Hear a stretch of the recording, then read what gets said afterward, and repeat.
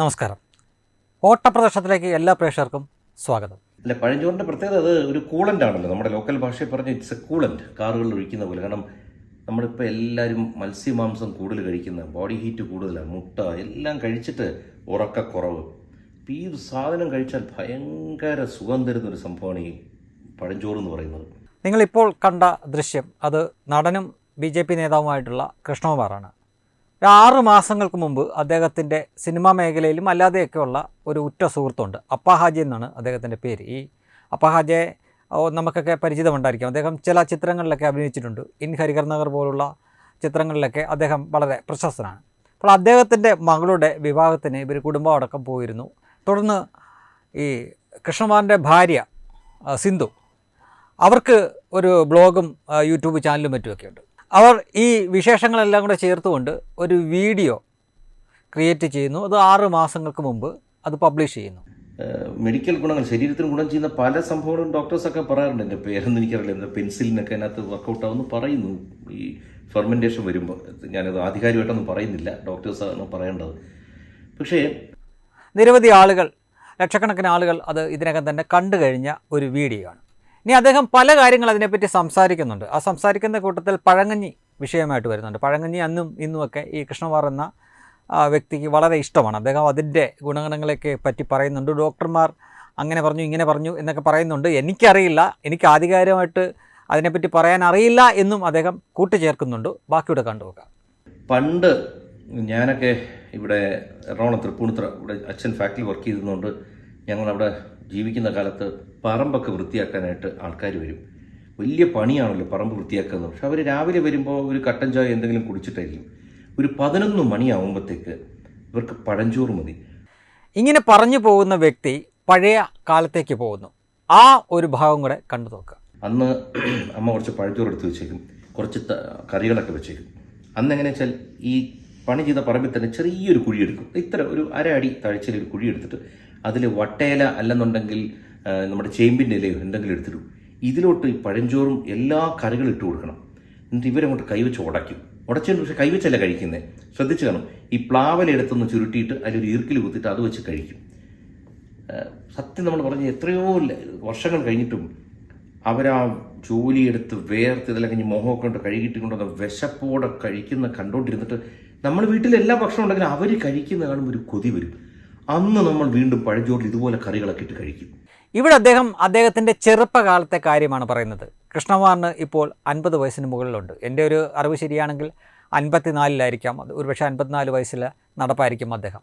അപ്പോൾ അദ്ദേഹത്തിന് 5-6 വയസ്സുള്ള ഒരു സമയത്ത്, ഒരു കാലഘട്ടത്തിൽ നടക്കുന്ന ആ കാര്യത്തെ പറ്റിയാണ് അദ്ദേഹം പറയുന്നത്. അതായത് 1970 സമയമായിരിക്കണം. ആ സമയത്ത് അദ്ദേഹത്തിൻ്റെ വീട്ടിൽ, അതായത് പറമ്പിലൊക്കെ പണിയാൻ വരുന്നവർ രാവിലെ ഒരു കാപ്പി കുടിച്ചിട്ട് വരുന്നു. 11 മണിയാകുമ്പോഴേക്കും അവർ ഭക്ഷണം കഴിക്കുന്നു. പഴങ്കഞ്ഞി കൊണ്ടുവരുന്നവർ, അല്ലെങ്കിൽ അന്നും ഇന്നും പഴങ്കഞ്ഞി കുടിക്കുന്നവരുണ്ട്. ഇതൊന്നും അറിയാൻ മേലാത്തവരായിരിക്കാം ഒരു പക്ഷേ ഇരുന്ന് ട്രോളുന്നത്. ആ സമയത്ത് ഇങ്ങനെ അവരൊന്നും ആ പണിക്കാരായിട്ട് വരുന്നവർ അന്നും അതെ ഇന്നും അതെ, ചിലപ്പോൾ വീട്ടിനകത്തേക്ക് വിളിച്ചാലൊന്നും വരണമെന്നില്ല. ഇന്നും എൻ്റെ നാട്ടിലൊക്കെ അങ്ങനെ തന്നെയാണ്. ഇതൊന്നും ജാതിയോ മതമോ ഒന്നും നോക്കി ചെയ്യുന്നതല്ല. ഈ പറമ്പ് പണിയും അതുപോലുള്ള പാടത്ത് പണിയൊക്കെ ചെയ്യുന്നവരുടെ ശരീരം മുഴുവൻ അഴുക്കായിരിക്കും. അപ്പോൾ ഭക്ഷണം കഴിക്കുന്ന സമയത്ത് ഒരുപക്ഷെ കയ്യോ കാലും മുഖമൊക്കെ മാത്രം കഴുകിയിട്ട് വന്ന് ഏതെങ്കിലും ഒരു മരത്തിൻ്റെ തണലിലോ അല്ലെങ്കിൽ അതുപോലുള്ള സ്ഥലങ്ങളിലോ പോയിരുന്ന് കഴിക്കും. ചിലപ്പോൾ ആ മരത്തിൻ്റെ തണലിൽ തന്നെ കിടന്നുറങ്ങും. അതിനുശേഷം ഒന്ന് മയങ്ങും. അതിനുശേഷം ഒരു 3/4 മണിക്കൂറോളം ആ ഇടവേള സമയമുണ്ടല്ലോ ഉച്ചയ്ക്ക് ഊണ് കഴിഞ്ഞ്, അതിനുശേഷം അവരുടെ പണി തുടങ്ങും. അത് പണ്ട് തൊട്ടേ അങ്ങനെ തന്നെയാണ്, ഇപ്പോഴും അങ്ങനെയാണ്. അപ്പോൾ ആ കൂട്ടത്തിൽ അദ്ദേഹം പറഞ്ഞു വെക്കുന്നത് അവരിതുപോലെ കുഴികുത്തി, ഇപ്പോഴാരും കുഴികുത്തി ഒന്നും ഇങ്ങനെ ചെയ്യാറില്ല, ഇപ്പം പാത്രങ്ങളും പ്ലേറ്റും മറ്റുമൊക്കെ. പക്ഷേ എൻ്റെ ഓർമ്മയിലൊക്കെ പ്ലാവലയിൽ കഴിക്കുന്നതായിട്ട് എൻ്റെ ഓർമ്മയുണ്ട്, കുഴികുത്തിയൊന്നും കഴിക്കുന്നതായിട്ട് എൻ്റെ ഓർമ്മയിലില്ല. പക്ഷേ പിണറായി വിജയൻ അടക്കമുള്ളവർ പറഞ്ഞു കേട്ടിട്ടുണ്ട് അവിടെയൊക്കെ ചെറുപ്പകാലത്ത് കുഴികുത്തി ഇതുപോലെ കഴിക്കുന്നവരുണ്ടായിരുന്നു, ഒന്നും കഴിച്ചിട്ടുണ്ടായിരുന്നു എന്നൊക്കെ പറഞ്ഞു കേട്ടിട്ടുണ്ട്. അങ്ങനെ പറഞ്ഞു കേട്ടിട്ടുള്ള അറിവ് മാത്രമേ ഉള്ളൂ. ഇതുപോലുള്ള ആളുകൾ പറയുമ്പോൾ മാത്രമേ നമുക്ക് ഇത് മനസ്സിലാക്കാൻ പറ്റത്തുള്ളൂ. ഇദ്ദേഹം ഈ കുഴികുത്തി കഴിപ്പിച്ച കാര്യമൊന്നും അല്ല അദ്ദേഹം പറഞ്ഞു വരുന്നത്. പഴങ്കഞ്ഞിയെ പറ്റി സംസാരിച്ചുകൊണ്ട് വരുന്നു. ആ കൂട്ടത്തിൽ ഇങ്ങനെ അതിനകത്തിട്ട് കഞ്ഞി ഒഴിക്കുന്നു, എല്ലാ കറികളും ഒഴിക്കുന്നു. എന്നിട്ട് അതെല്ലാം കൂടെ മിക്സാക്കിയതിന് ശേഷം കൈകൊണ്ട് വാരി കഴിക്കുന്നതല്ല, പ്ലാവല കുത്തി ഈ കഞ്ഞി കുടിക്കുന്നതിനെ പറ്റിയാണ് പറയുന്നത്. അത് വീട്ടിലെ ഏതൊക്കെ ഭക്ഷണം കഴിച്ച് വയറ് നിറഞ്ഞാൽ കൂടിയും പിന്നെയും അത് കാണുമ്പോൾ കഴിക്കാൻ തോന്നും, അത്ര കൊതി തോന്നുന്നു എന്നൊരു വാചകം മാത്രമേ കൃഷ്ണകുമാർ പറഞ്ഞുള്ളൂ. അത് ഏത് രീതിയിലാണ് പുറത്തേക്ക് വന്നത് എന്നറിയാമോ? അത് പല ചാനലുകൾ, പല യൂട്യൂബ് ചാനലുകളും എടുത്ത് അവരുടെ സൗകര്യാർത്ഥം വളച്ചൊടിച്ച് ജാതി വ്യത്യാസത്തെ, പഴയ ജാതി വെറിയെ പ്രോത്സാഹിപ്പിക്കുന്ന തരത്തിൽ കൃഷ്ണകുമാർ പറഞ്ഞു എന്ന തരത്തിലാണ് വന്നത്. പക്ഷേ നിങ്ങൾ ഇത് കേട്ടിട്ട് നിങ്ങൾക്കെന്ത് തോന്നി? വളരെ നിഷ്കളങ്കമായിട്ട് പറഞ്ഞു പോയ ഒരു കാര്യത്തിനെ വളച്ചൊടിച്ച് രാഷ്ട്രീയമായിട്ട് അവർ ഉപയോഗിക്കുകയാണ്. ഇതും 6 മാസത്തിന് മുമ്പുള്ളൊരു വീഡിയോ ആണെന്ന് ഓർക്കണം. ഇപ്പോൾ എന്തുകൊണ്ടത് വിവാദമായി എന്ന് ചോദിച്ചു കഴിഞ്ഞാൽ, രാഷ്ട്രീയ വൃത്തങ്ങളിലൊക്കെ ഒരു സംസാരമുണ്ട്, തിരുവനന്തപുരത്ത് കൃഷ്ണകുമാർ ഇലക്ഷനിൽ നിൽക്കാൻ പോകുന്നു എന്നും. അങ്ങനെ തങ്ങൾക്ക് എതിരാളിയായിട്ട് കൃഷ്ണകുമാർ വരുമ്പോൾ കൃഷ്ണകുമാർ എന്തെങ്കിലും വിജയസാധ്യത ഉണ്ടെങ്കിൽ അതുകൂടെ തകർത്ത് അദ്ദേഹത്തിനെ വ്യക്തിപരമായിട്ട് അദ്ദേഹത്തിൻ്റെ ഇമേജിന് കോട്ടം തട്ടിക്കാൻ വേണ്ടിയിട്ട് മനഃപൂർവ്വം ഒരു ടൂൾ കിറ്റ് പോലെ പ്രയോഗിച്ചൊരു പരിപാടിയാണ്. 4 വഴിയിൽ നിന്നും അദ്ദേഹത്തിനെ വളഞ്ഞിട്ട് ആക്രമിക്കാനുള്ള ശ്രമത്തിൻ്റെ ഭാഗമായിട്ടാണ് ഇങ്ങനൊരു ആരോപണം വന്നത്. ഈ ആരോപണം ഉന്നയിക്കുന്ന ടീമുകളെയാണ് നമ്മൾ ശ്രദ്ധിക്കേണ്ടത്.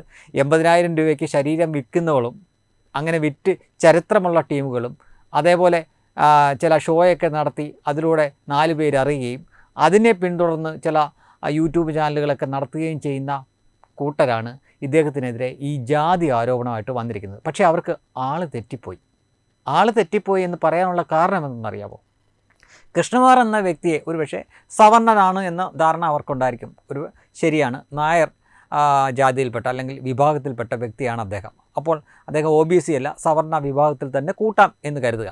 പക്ഷേ ഈ ഒരു കണക്കുകൂട്ടൽ വെച്ചിട്ടാണ് ഇദ്ദേഹത്തിനെതിരെ ഇവർ ഈ ജാതി ആക്ഷേപം കൊണ്ടുവരുന്നത്. അല്ലെങ്കിൽ ജാതീയത നല്ലതാണ്, അല്ലെങ്കിൽ അതിനെ പ്രോത്സാഹിപ്പിക്കുന്ന തരത്തിൽ കൃഷ്ണകുമാർ മുൻപേ പെരുമാറിയിട്ടുണ്ട് എന്ന തരത്തിൽ ആരോപണവും കൊണ്ടുവന്നത്. പക്ഷേ ഇവർ മറന്നുപോയ ഒരു കാര്യമുണ്ട്. അദ്ദേഹം മിശ്ര വിവാഹിതനാണ് എന്നതാണത്.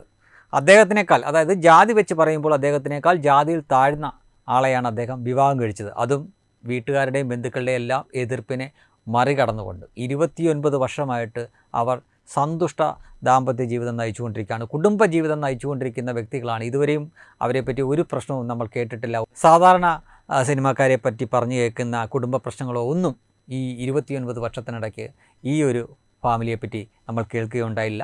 ഒരുപക്ഷെ ഈ ഒരു വിവാദം അദ്ദേഹത്തിന് ഗുണം മാത്രമേ ഉണ്ടാകൂ. കാരണം തീർച്ചയായിട്ടും അദ്ദേഹം ഇപ്പോൾ കേരളത്തിലില്ല, അദ്ദേഹം തലസ്ഥാനത്തോ മറ്റോ ആണ്. തീർച്ചയായിട്ടും അദ്ദേഹം തിരിച്ചിവിടെ വരുമ്പോൾ ഇതിനെപ്പറ്റി ഏതെങ്കിലുമൊക്കെ മാധ്യമങ്ങൾ അദ്ദേഹത്തോട് ചോദിച്ചേക്കും. അപ്പോൾ അദ്ദേഹത്തിൻ്റെ ഈ കാര്യങ്ങൾ പറയുമ്പോൾ അതുവരെ അറിയാത്ത ആളുകൾ പോലും ഈ സത്യം മനസ്സിലാക്കും. ഒടുവിൽ ആരാണോ ഈ വിവാദം കുത്തിപ്പൊക്കിക്കൊണ്ടുവന്നത്, ഈ വിവാദത്തിൻ്റെ കുന്തവന ഒടുവിൽ അവരുടെ ആസനത്തിലേക്ക് തന്നെ തിരിച്ചു കയറാനാണ് എല്ലാ സാധ്യതയും. കാരണം ജാതി വ്യത്യാസമോ മതമോ ഒന്നും നോക്കാതെ ഒരു മിശ്ര വിവാഹം കഴിച്ച വ്യക്തിയാണ് കൃഷ്ണകുമാർ എന്ന വ്യക്തി. എനിക്ക് ഇങ്ങനെ ഇരുന്നു കൊണ്ട് കൃഷ്ണകുമാർ ഇന്ന ജാതിയാണ്, കൃഷ്ണകുമാറിൻ്റെ ഭാര്യ ഇന്ന ജാതിയാണെന്ന് പറയാൻ ഒരു ജാള്യതയുണ്ട്. അതുകൊണ്ട് മാത്രമാണ് ഇവരെ 2 പേരെയും ഇത് ഞാൻ പറയാത്തത്. പക്ഷേ ഒരു കാര്യം മനസ്സിലാക്കുക, കൃഷ്ണകുമാറിനേക്കാൾ നമ്മുടെ ഈ രാജ്യത്തെ ഒരു വ്യവസ്ഥ അനുസരിച്ച്, കാരണം ഇവിടെ സ്കൂളുകളിലും നമ്മുടെ ബർത്ത് സർട്ടിഫിക്കറ്റും എല്ലാം നമ്മളെല്ലാം ജാതിയും മതവും എല്ലാം പൂരിപ്പിച്ച് കൊടുക്കണമല്ലോ. ഇപ്പോഴും പല സ്ഥലങ്ങളിലും അങ്ങനെ തന്നെയാണ്. ചിലപ്പോൾ സ്കൂളിലൊക്കെ പോയി നമ്മൾ ജാതി വെക്കണ്ട എന്ന് പറഞ്ഞാലും അവിടെയുള്ള ഹെഡ് മാസ്റ്ററും മറ്റുമൊക്കെ അത് വേണം എന്ന തരത്തിൽ സർക്കാരിന് കൊടുക്കേണ്ടതാണ് എന്ന തരത്തിലൊക്കെ പറയും. എനിക്ക് അനുഭവമുണ്ട്, അതുകൊണ്ടാണ് ഞാൻ പറയാൻ കാരണം. അപ്പോൾ അങ്ങനെ ഒരു കാലത്തിരുന്നുകൊണ്ട് ഈ ജാതി പറയാതിരിക്കാൻ പറ്റില്ല. ഇന്ന ആൾ ഇന്നതാണെന്നും ഇന്ന ആൾ ഇന്നാണെന്നും പറയാതിരിക്കാൻ പറ്റില്ല. കാരണം നമ്മളിതൊക്കെ ഇലക്ഷൻ സമയങ്ങളിൽ നമ്മൾ കേട്ടിട്ടുണ്ട്, നിരവധി കേട്ടിട്ടുണ്ട്. ചാനലുകളിലും മറ്റുമൊക്കെ ഇരുന്നുകൊണ്ട് ചർച്ച ചെയ്യുമ്പോൾ ഇന്ന ജാതിക്കാരുടെ വോട്ട് കൊണ്ടാണ് അവർ ജയിച്ചത്, ഇന്ന ജാതിക്കാരുടെ വോട്ട് കൊണ്ടാണ് ഇവർ തോറ്റത്, ഇന്ന മതസ്ഥനാണ്, ഇങ്ങനെയാണ് പച്ചയ്ക്ക് വിളിച്ച് പറയുന്ന ഒരു സമൂഹത്തിലാണ് നമ്മൾ നിൽക്കുന്നത്. എങ്കിൽ കൂടിയും ഇതൊന്നും നോക്കാത്ത വ്യക്തികൾക്ക് ശരിക്കും പറഞ്ഞു കഴിഞ്ഞാൽ ഒരു വ്യക്തി ഇന്ന ജാതിയാണ്, ആ വ്യക്തി ഇന്ന ജാതിയാണ് എന്ന് പറയാനൊരു ചളിപ്പുണ്ട്. അത് ചിലപ്പോൾ എനിക്കുണ്ട്. അതുകൊണ്ടാണ്. എങ്കിലും ലളിതമായിട്ട് പറയാം, മിശ്ര വിവാഹം കഴിച്ച വ്യക്തിയാണ്. നമ്മുടെ ഈ സമൂഹത്തിൽ നിലനിൽക്കുന്ന ഒരു സാമൂഹിക വ്യവസ്ഥ വെച്ചിട്ട് തന്നെക്കാൾ താഴ്ന്ന ജാതിയിൽപ്പെട്ട വ്യക്തിയെ വിവാഹം കഴിച്ച വ്യക്തിയാണ് ഈ നടൻ കൃഷ്ണകുമാർ. അപ്പോൾ ആ കൃഷ്ണകുമാറിനെ പറ്റി നിങ്ങൾ ഈ ജാതീയതയൊക്കെ ആരോപിച്ചുകൊണ്ട് ചെന്നു കഴിഞ്ഞാൽ അതവിടെ ഏക്കില്ല എന്ന് മാത്രമല്ല, ജനങ്ങൾക്ക് സത്യം മനസ്സിലാവുകയും അദ്ദേഹത്തിനെ പറ്റി കൂടുതൽ അറിയുമ്പോൾ അദ്ദേഹത്തിനോടുള്ള മതിപ്പും ഇഷ്ടവും വർദ്ധിക്കുകയും ചെയ്യും. അതാണ് യാഥാർത്ഥ്യം. ഇനി 1970 കാലഘട്ടത്തിലാണ് ഇത് നടന്നത് എന്ന് ഞാൻ പറഞ്ഞു കഴിഞ്ഞു. ഇനി അതേ കാലഘട്ടത്തിൽ നടന്ന മറ്റൊരു ദൃശ്യം കൂടി നിങ്ങളെ ഞാൻ കാണിച്ചു തരാം. ഈ വ്യക്തിയെ നിങ്ങൾക്കെല്ലാം അറിയാമല്ലോ. ഇത് പാവങ്ങളുടെ പടത്തലവനാണ്, മറ്റതാണ് മാങ്ങാത്തൊലിയാണെന്നൊക്കെ പറഞ്ഞുകൊണ്ട് CPMകാർ കൊണ്ടു കിടക്കുന്ന അവരുടെ AK ഗോപാലനാണ്, അഥവാ AKG ആണ്. AKG ഇരുന്ന് പന്തിഭോജനമായിരിക്കാം. അതിന് താഴെ സഖാവ് ഭക്ഷണം കഴിക്കുന്നു എന്ന തരത്തിൽ ക്യാപ്ഷനൊക്കെ ഉണ്ട്. അപ്പോൾ നിങ്ങൾ ആ ചിത്രം നോക്കുക. AK ഗോപാലിനും മറ്റുമൊക്കെ ബെഞ്ചിൽ ഇരുന്നു കൊണ്ട് ഡെസ്കിൽ ഭക്ഷണം വെച്ചിട്ട് കഴിക്കുകയാണ്. എന്നാൽ മറ്റ് സഖാക്കളും അല്ലെങ്കിൽ അവിടുത്തെ കർഷക തൊഴിലാളികളും കൂലിപ്പണിക്കാരും ഒക്കെ ആയിരിക്കും.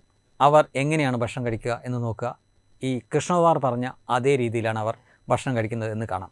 അപ്പോൾ ഇവിടെ ശ്രദ്ധിക്കുക, ഇവിടെ AK ഗോപാലൻ അവിടെ ജാതീയതയാണോ കാണിച്ചത്?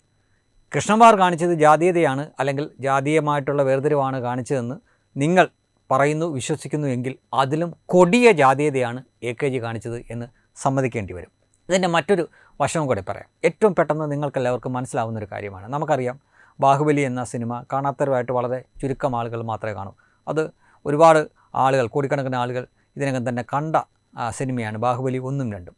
അതിലെ ഒരു ഭാഗത്ത്, ഒന്നാം ഭാഗത്തിൽ ബാഹുബലിയുടെ ചെറുപ്പകാലത്ത് ബാഹുബലി ഈ കട്ടപ്പ എന്ന് പറയുന്ന കഥാപാത്രം ഉണ്ടല്ലോ, കട്ടപ്പയും ടീമും അവർ അവിടുത്തെ പടയാളികളാണ്, അടിമ പടയാളികളാണ്. അപ്പോൾ അവരൊക്കെ ഭക്ഷണം കഴിച്ചുകൊണ്ടിരിക്കുമ്പോൾ ഈ ബാലനായിട്ടുള്ള ബാഹുബലി അവിടെ ചെന്നിട്ട് എനിക്കും വേണമെന്ന് പറയുമ്പോൾ അവർ കൊടുക്കാതെ നിരസിക്കുകയും അതിന് ചില ന്യായങ്ങളൊക്കെ പറയുന്നുണ്ട്. അപ്പോൾ ഇദ്ദേഹം ഇതിൻ്റെ മണമടിച്ചിട്ട് തന്നെ എനിക്ക് കൊതി സഹിക്കാൻ പറ്റത്തില്ല എന്ന് പറഞ്ഞ് അവരുടെ ഇന്ന് വാങ്ങി കഴിക്കുന്നുണ്ട്. അവിടെ നമ്മൾ കൈയടിക്കുന്ന ഒരു സീനാണ്. അവിടെ നമ്മൾ കണ്ടത് അവിടെ ജാതീയ വ്യത്യാസമൊന്നുമല്ല, മനുഷ്യത്വം, സമഭാവനയുടെ ചില സംഗതികളാണ് നമുക്കവിടെ കാണാൻ പറ്റിയത്. ഇതേപോലെ ഒരു സംഗതി തന്നെയാണ് കൃഷ്ണകുമാറിനെന്നും തോന്നിയത്. അവർ ആ ഭക്ഷണം കഴിക്കുന്നത് കണ്ടിട്ട് എനിക്കത് കഴിക്കാൻ കൊതി തോന്നി എന്ന് പറഞ്ഞത് എങ്ങനെയാണ് ജാതിയും നിങ്ങളൊക്കെ പറയുന്ന കണക്ക് ജാതീയതയും ജാതി വെറിയൊക്കെ ആവുന്നത് എന്ന് എത്ര ചിന്തിച്ചിട്ടും മനസ്സിലാവുന്നേയില്ല. Web desk Tatwamayi news. By Diganta resort, Ahmedabad, Gujarat.